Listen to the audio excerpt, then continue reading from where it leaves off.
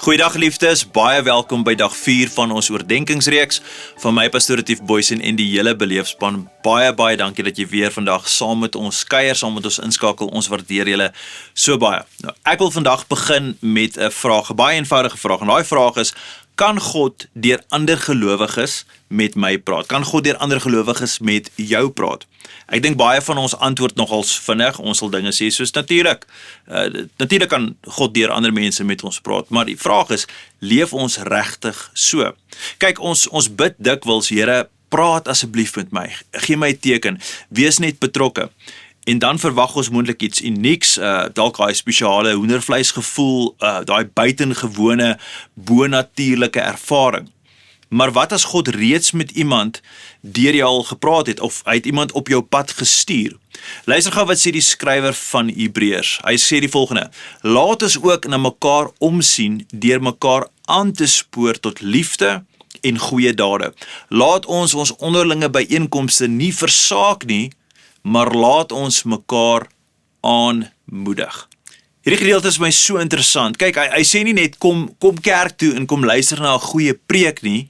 Hy sê, sien na mekaar om. Kyk uit vir mekaar. En dan sê hy ook, ons moet mekaar aanmoedig. Moedig mekaar aan. Met ander woorde, God het nog nooit bedoel dat ons geloof 'n solo reis moet wees nie. Ons is nie veronderstel om dit op ons eie te doen nie.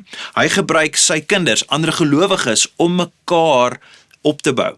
Nou ek wonder hoeveel keer God al iemand gestuur het om jou te bemoedig, maar jy het dalk gedink, dis maar net hulle mening. Jy weet, daai ou is net vol opinies.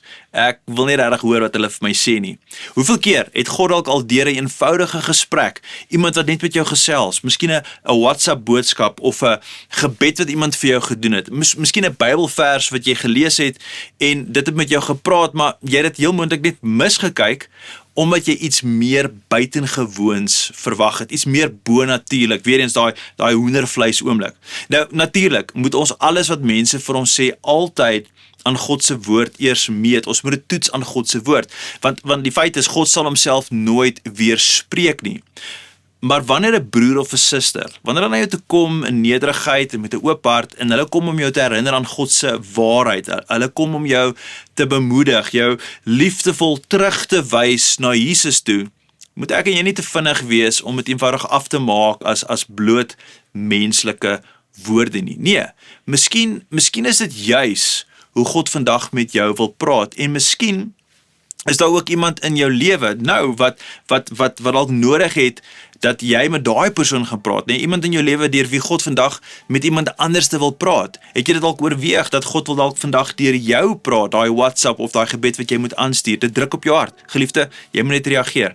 Onthou hierdie: God praat dikwels deur sy woord, maar baie keer bring hy daardie woord na ons toe deur ander gelowiges. Kom ons bid saam. Hemelse Vader, so baie dankie dat U vandag nog met ons praat. U praat elke dag met ons. U praat met ons deur die woord. Wanneer ons bid en stil raak, dan beleef ons U stem, maar U praat dikwels deur gewone mense, ander gelowiges, wat net bereid is om te sê wat hulle voel God vir hulle sê. En daarom, Vader, bid ek vandag dat U vir myself en almal wat die oordenking vandag aanhoor, dat ons onsself sensitief sal instel om oop te wees wanneer ander mense met ons kom praat. Here, dankie dat ons nie geloof op ons eie doen nie, en dat ons nie hoef op ons eie te doen nie. U het in die meesterplan geweet, ons het mekaar nodig, en daarom bid ek, Here, vir al my boeties en sissies, dat ons elke dag sal weet, ons het mekaar nodig. Ek bid dit alles in die kosbare mooi naam van Jesus Christus. Amen en amen. Geliefde, ek sien julle môre. Gaan in vrede. Totsiens.